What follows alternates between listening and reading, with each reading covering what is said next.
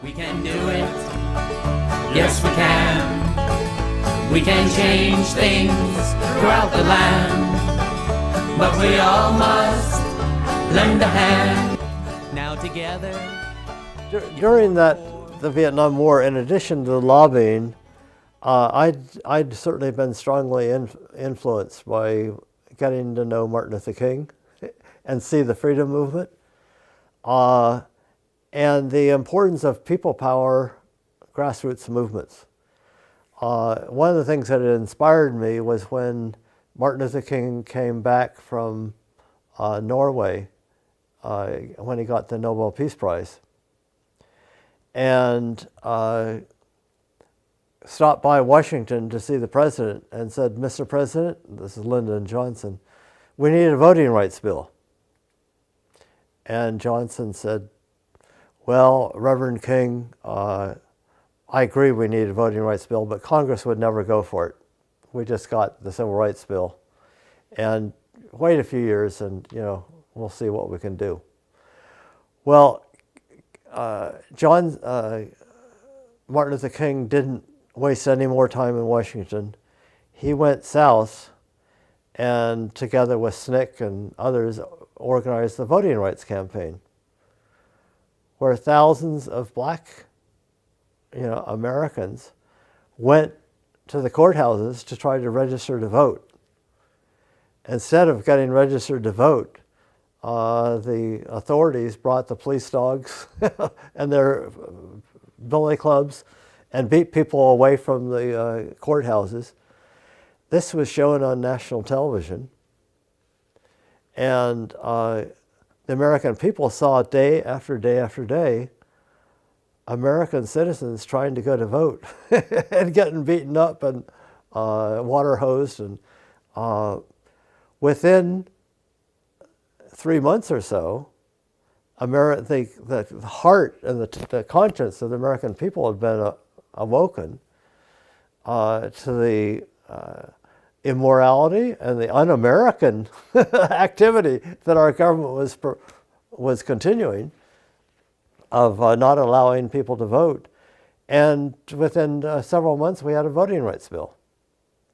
Well, that to me was an example of what we needed. That was even more important than kind of the truth-telling we were doing in Washington, D.C.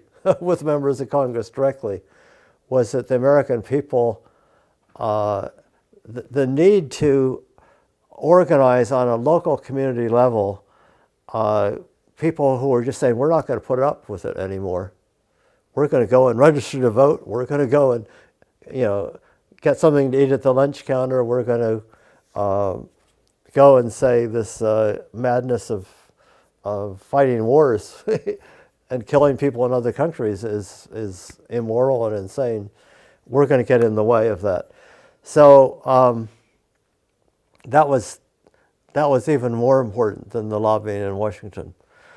Well, some of the actions that we organized included Quakers reading the names of the war dead on the Capitol steps, where starting in '69, I think it was, on Wednesdays at noon, we would go and read the names of the American soldiers that had been killed. We wouldn't get through more than 50, 60 names, and they would arrest us. So we'd go off to jail and eventually get released, and the next Wednesday we'd be back. Well, after about 3 weeks of that, I went to Congressman George Brown from Southern California and said, "Congressman, they're arresting us for reading the names of the war dead. Is there anything that you could do to help us?" And he looked the typical politician, fat, cigar, and he leaned back on his swivel chair and he says, "Yeah," he says, "I think I will join you." And so that was a Tuesday afternoon.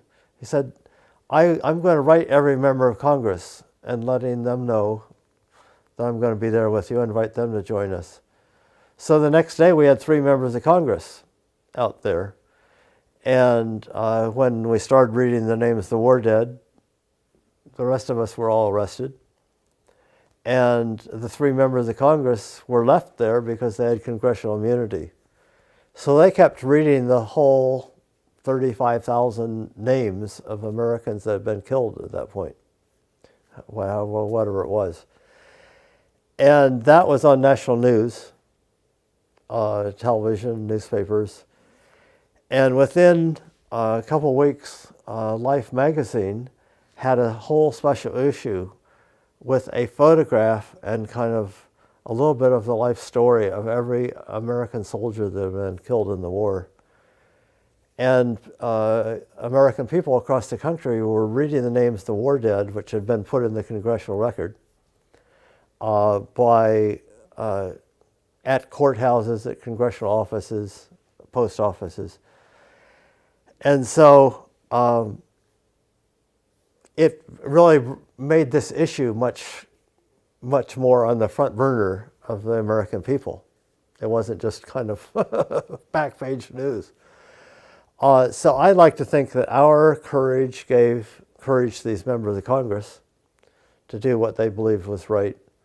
And their courage gave courage to and inspiration to Life magazine and to people all across the country to begin speaking out, and just instead of sitting back and saying, oh, it's too bad, this is happening. Well, after Nixon became president, we asked for an opportunity to meet with President Nixon about the war. And Nixon didn't want to have anything to do with meeting with Quakers, especially not about the war.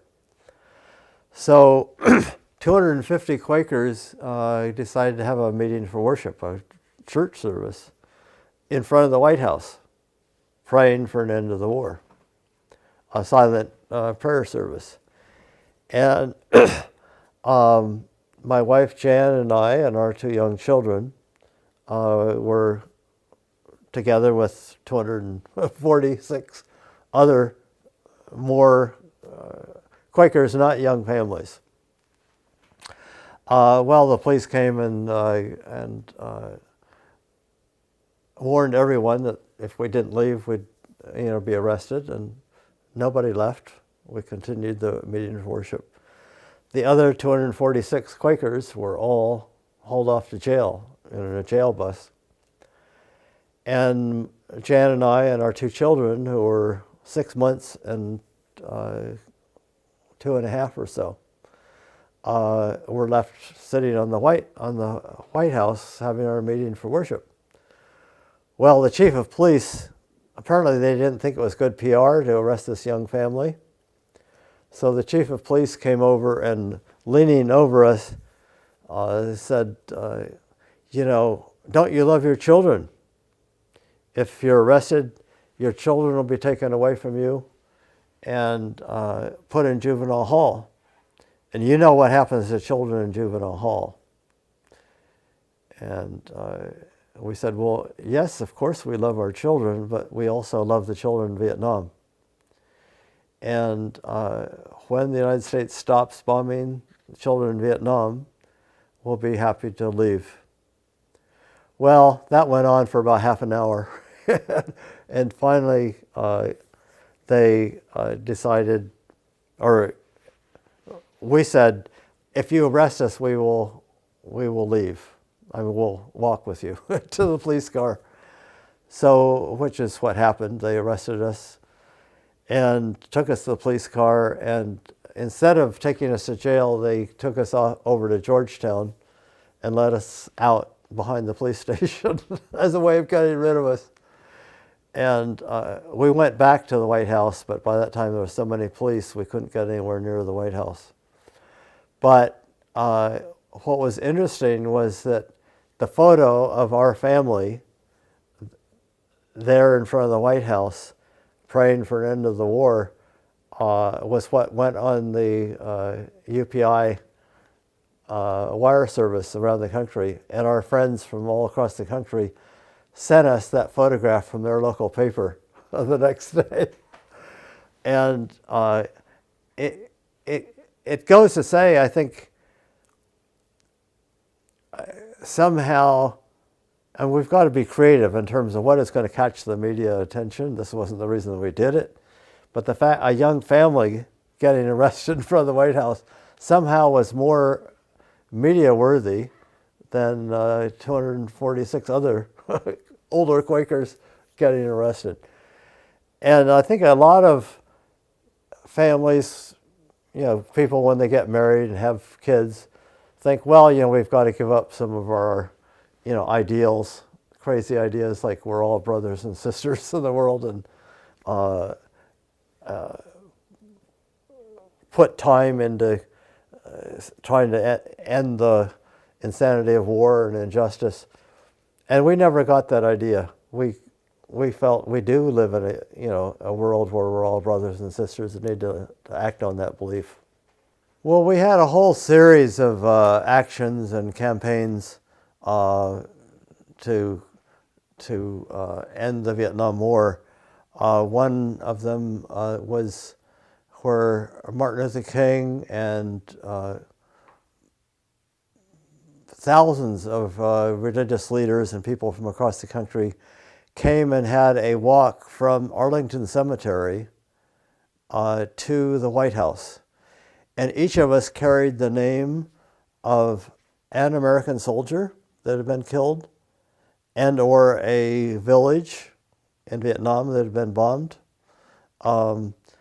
And at the end of that walk, when we got to the White House, there was a great big drum, and there'd be a bong for each name that was read at the White House. And this took more than 24 hours, and it was candlelight during the midnight hours, et cetera, to again try to bring to consciousness of American people the insanity of this thing. We had what we called People's Lobby, where again we had thousands of people trained in nonviolent action. And we would do a sit-in at the Selective Service, which is where the draft was organized, at the Department of Justice, at the Pentagon. And so each day we'd have hundreds of us arrested. And then on the Saturday, no, not on the Saturday, but on one of the days, we decided we're going to stop business as usual in Washington, D.C. And we blocked the intersections. And there were 7,000 people arrested that week, saying, we've got to stop this craziness. And the police used tear gas plentifully. And I can remember walking up 15th Street, kind of next to the White House, and it was tear gas everywhere. You could hardly see a block ahead. And then I looked through the tear gas, and there in front of me is Pete Seeger with his banjo over his shoulder. And, true to Pete Seeger, he'd been out there in the midst of folks, helping keep the spirits going. And I must say that I think for the freedom movement and for the Vietnam War movement, music was a critical ingredient to nourish our souls and our spirits. While we're out there on the front lines and while we were in jail, and while we're worshiping, and there's a film called Soundtrack for a Revolution that I think shares the story or the importance of music to nurture such a movement. Well, after our time in Washington, and those 5 years were pretty hard on me. I was living the Vietnam War. I wasn't on the battlefield in Vietnam, but I was on the battlefield in Washington, D.C. And it seemed like against insurmountable odds, trying to raise a candle. And the Vietnam moratorium was one other action which I think was one of the most effective things that happened. All across the country on October 15th of 69, I think it was, people stopped business as usual. Church bells would ring on campuses. They would have a rally at noon. Thousands of students would come out. People at their workplaces would stop work. And in Congress, I organized a 14-hour talkathon in the House of Representatives where many, many members of Congress spoke about the need to stop that war. And then in November, it was going to be 2 days, and December, 3 days, etc. But it was grassroots all across the country. People didn't have to go to Washington, right where you are. And, I think we realized that, all across the country, people realized it wasn't just us in Duluth, Iowa, or Minnesota, or Illinois, or wherever it was. It was people all across the country doing this. And that's what helped finally bring Congress around to understanding, we can't continue with this thing. Well, we moved to Philadelphia and formed what we called a Life Center community with other families. Some of the people had worked with Martin Luther King. And King, toward the end of his life, had talked about the need to fight the evils of racism, militarism, and materialism. And we realized we need to not just fight the manifestations of these wars, we had to look at what were the roots, and what were the economic, causes, etc. Well, we moved into a community in West Philadelphia, and about 20, 25 of us were in 3 or 4 households. And we tried to live more simply, so we could actually work several days a week and then have, a good bit of our time to actually working for peace and justice in the world. And we're a supportive community. And worked on things like making it safer for people to walk at night on the streets, and developing a food co-op and that kind of thing. Well, when the bombing, at Christmas time in 1971, the bombing started at Hanoi and Haiphong. And of all times, Christmas time, peace on earth, goodwill toward people, and bombing cities with millions of people. We got together in Philadelphia in the Life Center community and had a worship service in which we just tried to feel at a heart level what it was like for the Vietnamese people to be underneath those bombs. And it was very painful. But we really took it to heart. And then we tried to look at what can we do to try to stop this kind of madness. And we came to feel somehow we've got to put our bodies between the bombs and the people in Vietnam.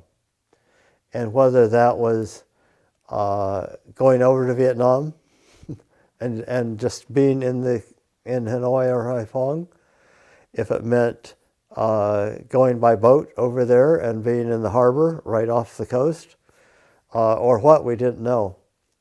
But somehow we would support each other, even if it meant time in prison or even getting killed. And we would support each other.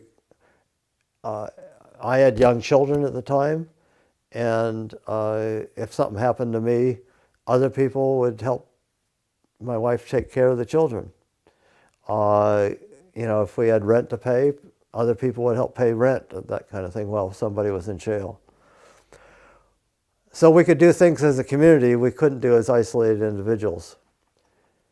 And we found that in Leonardo, New Jersey, there was a naval base. It was just about an hour and a half away from Philadelphia, which was shipping arms and ammunition every week to Vietnam. So we decided that that would be a lot easier than going to Vietnam, a lot less expensive, to just go over and actually try to block the ship. So we recruited, I think it was 22 canoes and 44 people that actually got out in these canoes to physically put ourselves between the ship with the bombs and munitions and the Vietnamese people. It was a David and Goliath kind of situation. And the first day, as we paddled out along the pier, the Navy police warned us over the loudspeaker that we had to leave the area immediately or we could get charged with criminal conspiracy, which would be 5 years in prison and whatever fine. And we looked up at the crates of ammunition, of anti-personnel bombs and napalm, etc., and being loaded onto the ship. And we said, well, thank you for warning us, but if these bombs reach their destination, it's going to be much worse than 5 years in prison. And we kept paddling. Well, on the sixth day, we heard that the ship was going to be leaving at 6 a.m. the next morning.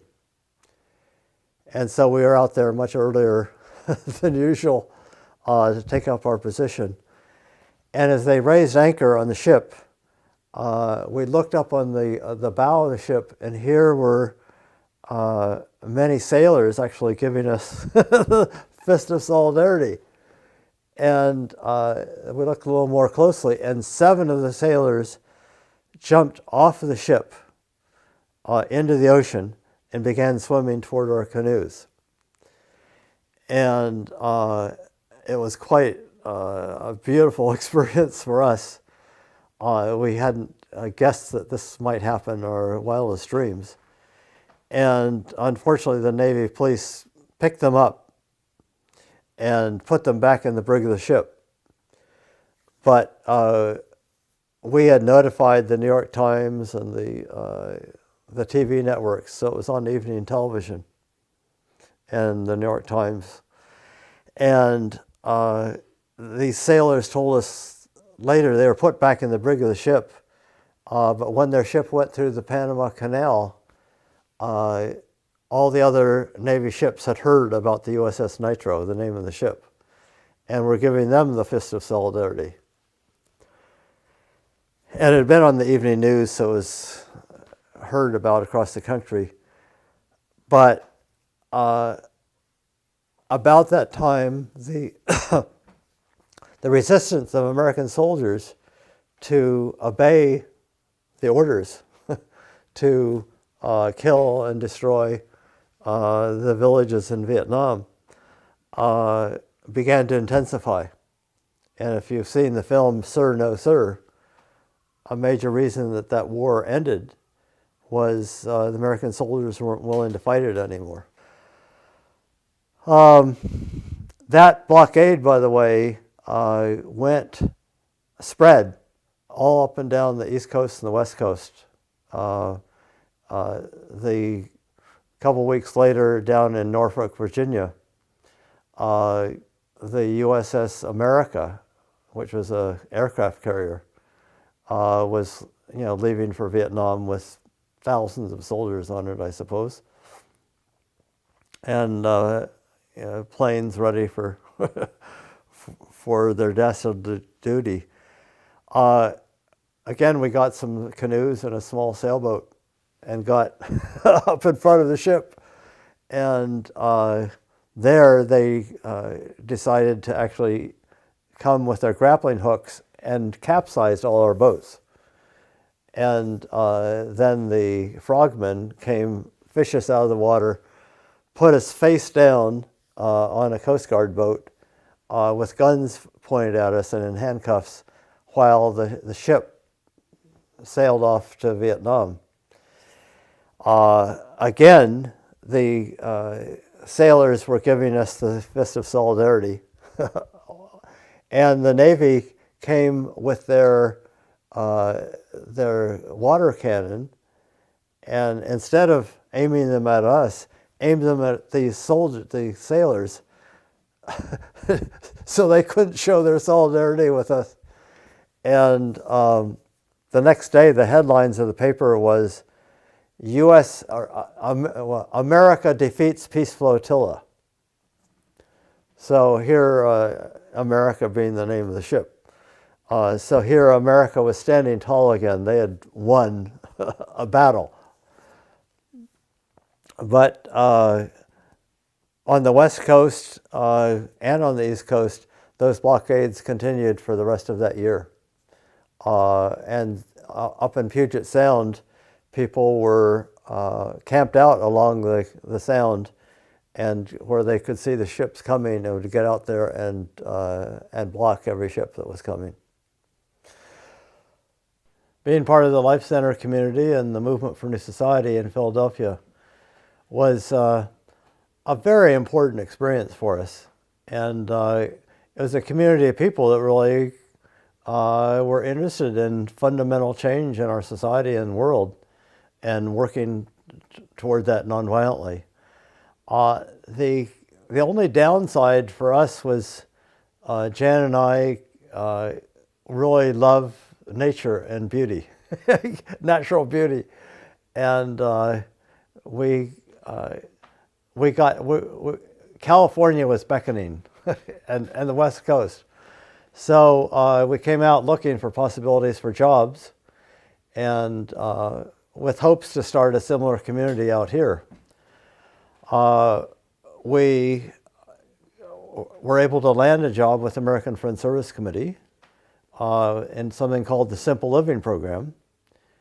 And the idea of that program was we need to somehow we need to build toward a world where there's a more equitable sharing of the world's resources. You know, the United States is, at that time, was about 6% of the world's population, consuming, 40% of the world's resources, which obviously is not the foundation for a real peace in the world. And it's, the consumerism in this society, the super consumerism, is not the way to happiness. And we really need something like Consumers Anonymous, where people that are addicted to buying more stuff can get support for how to get off of that track. So that's what we're doing with the Simple Living Program. And as Jan actually joined me after the first year or two, and we shared, one job. So we each worked part-time and had part of the time at home with the kids and doing house cleaning and all that kind of stuff.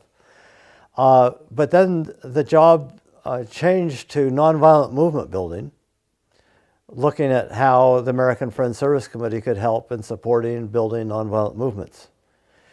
And one of the first ones was at Diablo Canyon Nuclear Power Plant, where the Pacific Gas and Electric, the utility company, was building a new nuclear power plant right on an earthquake fault. And the local people were very concerned about bringing up their children in that community and what it could mean for the whole society. And that was obviously linked to the consumerism question, because nuclear power, you can consume as much as you want. You have unlimited resources, too cheap to meter, as they were saying. We decided that we would respond to that request And the people in San Luis Obispo, which is where the plant was located, heard about a movement in Germany. There was a proposed nuclear power plant in Wiel, they pronounce it, where the local farmers built a nonviolent resistance movement that actually stopped that power plant. By ringing the church bells, they could get over 200 farmers there within an hour. And they thought, well, they had tried all the legal interventions and nothing worked. So they were ready to try nonviolent action. So I helped organize the Abalone Alliance, which was people from all over California that were concerned about nuclear power, but were also supporting, the development of alternative energy, and were supporting each other. So if the people in San Luis Obispo said, now is the time, we need people down here, we could get hundreds and eventually thousands of people down there. And people went through nonviolence training. We formed affinity groups.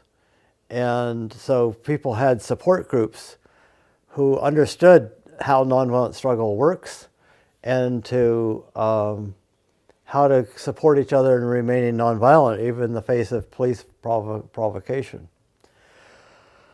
So we were successful in shutting down Rancho Seco nuclear power plant and the Humboldt nuclear reactor, and later in stopping the San Onofre nuclear power plant. We were not successful in stopping Diablo. And when over 1,000 of us were sitting in jail in San Luis Obispo, and the utility, or the Nuclear Regulatory Commission, had said, Diablo Canyon is ready to operate. It's the safest reactor in the world. So we were sitting in jail thinking, what more can we do? There's nothing we can do here from jail. And somebody threw over the fence a newspaper from the local paper. And here a welder had gone public that the blueprints for the support for the cooling system had been upside down on one of the reactors. So if it had gone online, it would have probably melted down. And so the Nuclear Regulatory Commission had to withdraw the license, and PG&E spent a couple $2 billion more rebuilding the plant.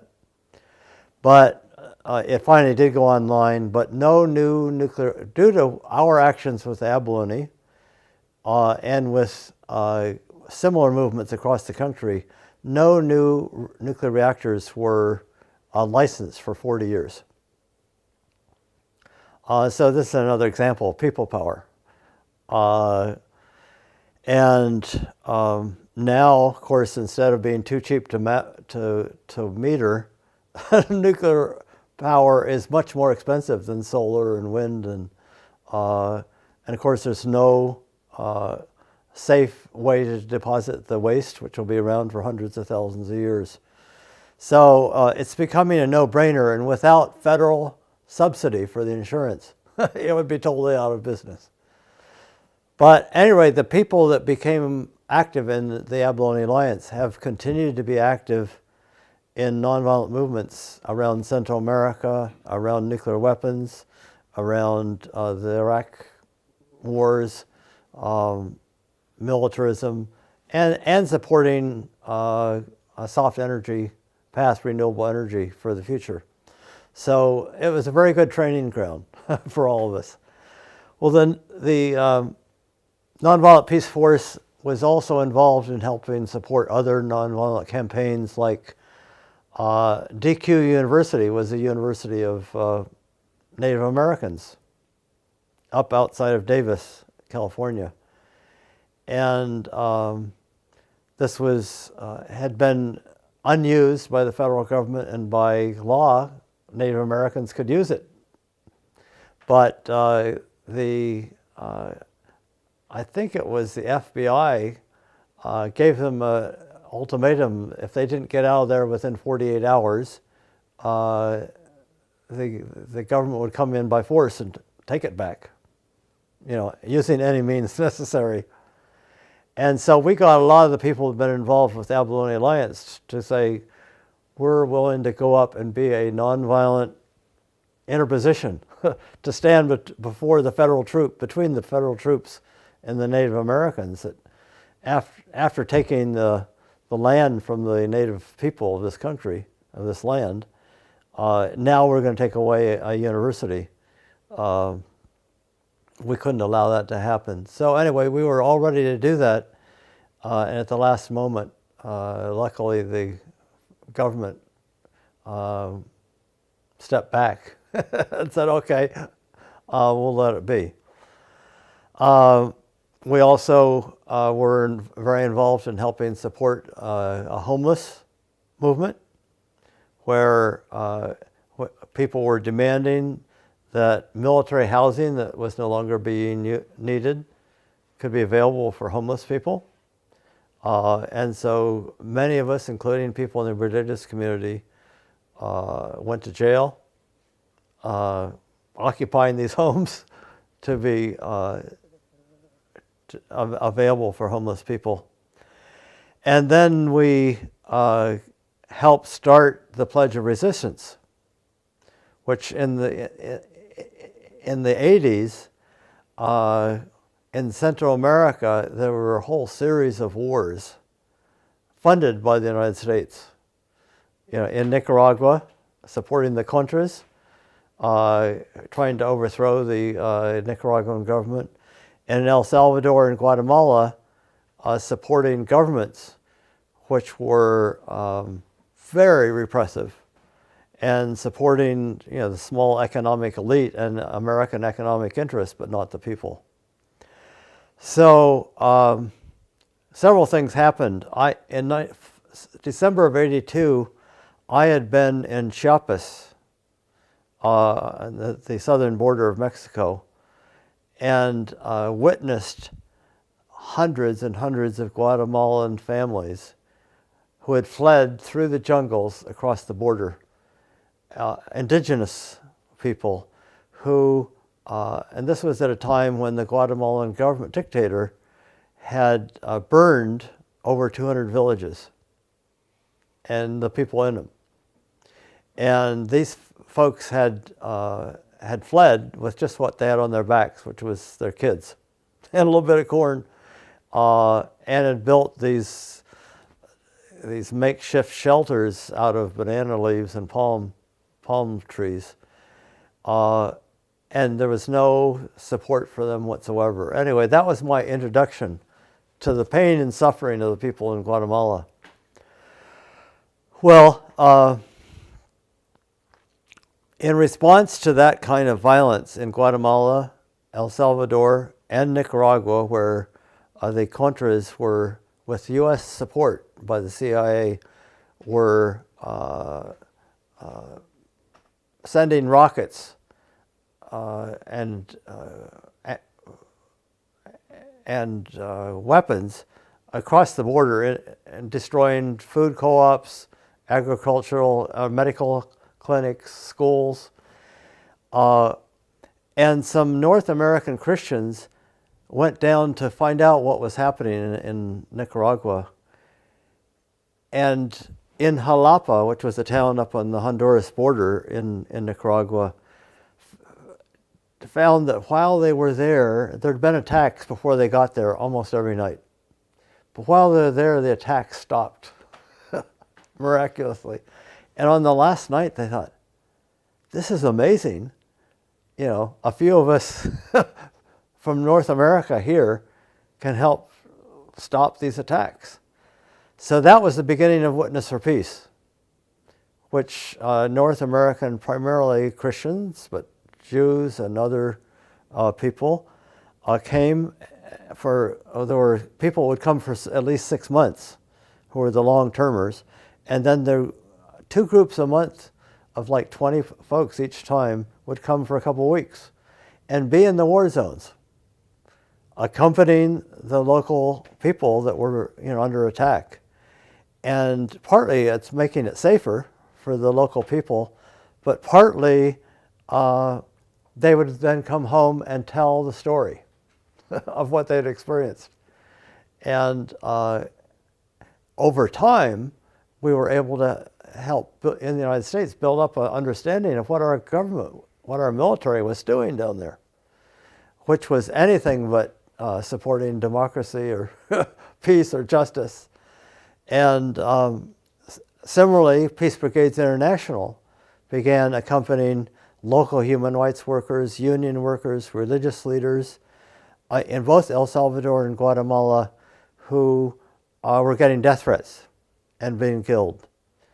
And they invited Peace Brigades International to come and accompany them. In '85, I was in Guatemala, and there's a group called GAM, Grupo de Apoyo Mutuo, Mutual Support Group, of the families that disappeared. And one of their family members had been disappeared by the military, and by the government. And these folks all were in great pain. And very often it was the breadwinner who had been taken. And they came together to support this mutual support group, to support each other. And it was mostly women. And so I was there in March of '85, and 2 of their leaders were assassinated by the death squads. And then the group marched down one of the main streets of Guatemala City with photos of their families saying, where are our loved ones? And the head of the government at that time went on national television and said, these people are all communists, subversives, which was a license to the death squads, kill them. And I've never been quite so afraid, wondering when are these guys going to open fire on us. And the only weapon that we had as internationals was cameras and some change that we could go to a pay phone to call, if something terrible started happening. Well, after those 2 leaders were killed, the 2 of the remaining leaders, women leaders, came to PBI and said, our pain is too great to remain silent, but we also don't want to die. Can you accompany us 24 hours a day? And so PBI started to accompany the leaders of Peace Brigades International, of GAM, 24 hours a day for 2 or 3 years. And none of the others were killed, but we were with them when they took their kids to nursery school, when they went to church, when they came home at night, when they had political meetings or demonstrations. And as a result of their courage, people in the human rights organizations, people in the religious community, native indigenous people in Guatemala began to have courage to speak out and to demand their rights. And even Rigoberta Menchú found the courage to come back to Guatemala. And that was the beginning of a return to a democratic society. As your numbers begin to grow, you're expanding what you know. You're a movement when you reach 5, and they're watched by the FBI. We can do it, yes we can.